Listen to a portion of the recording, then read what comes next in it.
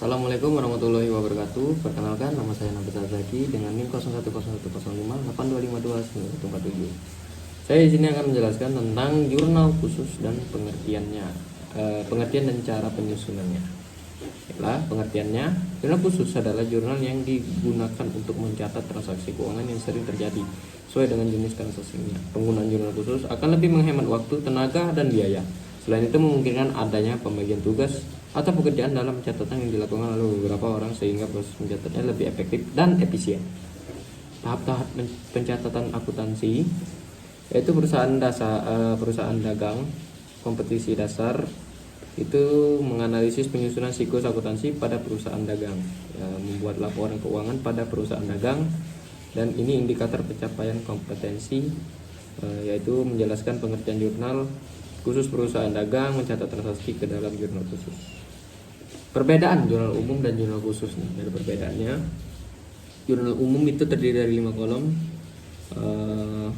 dan di jurnal khusus itu jumlah kolom menyesuaikan kebutuhan pada kelompok transaksi.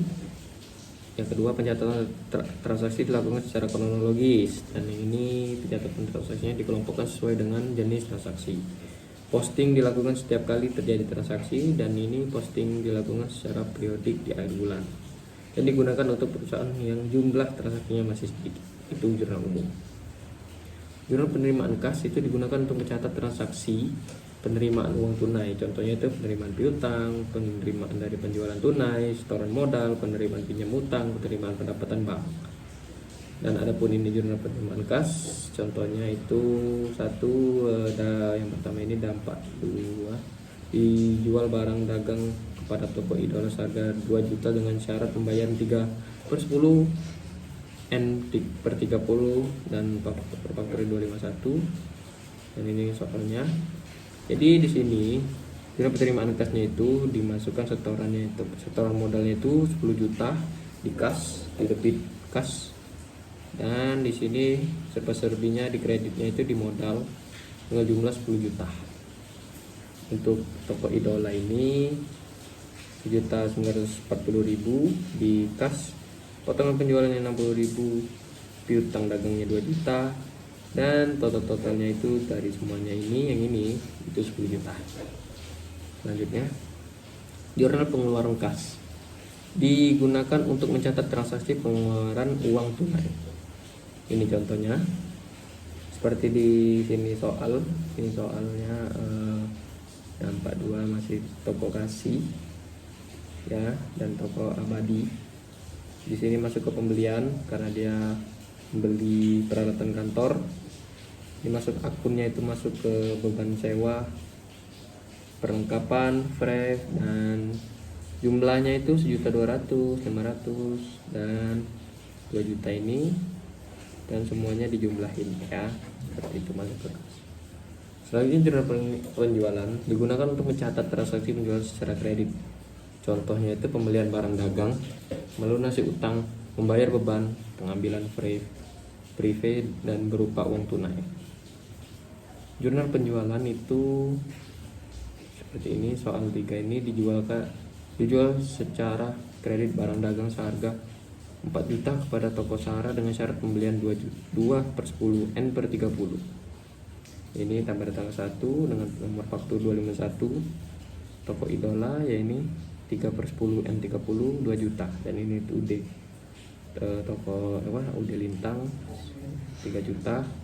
Toko Sahara dengan syarat penjualan ini dan piutang dagangnya ini, dan semuanya ditotalin jadi 9 juta. Jurnal pembelian digunakan untuk mencatat transaksi pembelian secara kredit, baik pembeli barang dagang, perlengkapan peralatan, dan lain-lain yang dilakukan secara kredit. Ini jurnal pembelian. Dibeli barang dagang dari toko Rahayu seharga 3 juta dengan syarat pembayaran 3/10 N/30. Seperti ini ya. Untuk toko ASI masuknya ke akun peralatan, jumlahnya 1 juta dan utang dagangnya 1 juta, dan CV Andika dengan faktur 652 dengan syarat pembelian 2/10 N/30, pembelian 2 juta dan utang dagang 2 juta, dan toko Rahayu seperti itu, syaratnya 3/10 N/30, pembelian 3 juta dan utang kredit 3 juta, dan totalnya ini jumlahin 5 juta, 1 juta, dan 6 juta. Selanjutnya masuk ke jurnal umum, yang dimana pencatatan transaksi tidak bisa dicatat pada keempat jurnal khusus di atas. Retur pembelian kredit kredit dan retur penjualan kredit. Mencatat transaksi memorial prive barang dagang oleh pemilik. Ini contohnya, ini seperti ini keterangan utang dagang ya. Masuknya debit 3 juta ya, ini contoh soalnya. Retur pembeliannya itu masuk ke kredit 300.000 untuk CV Andika.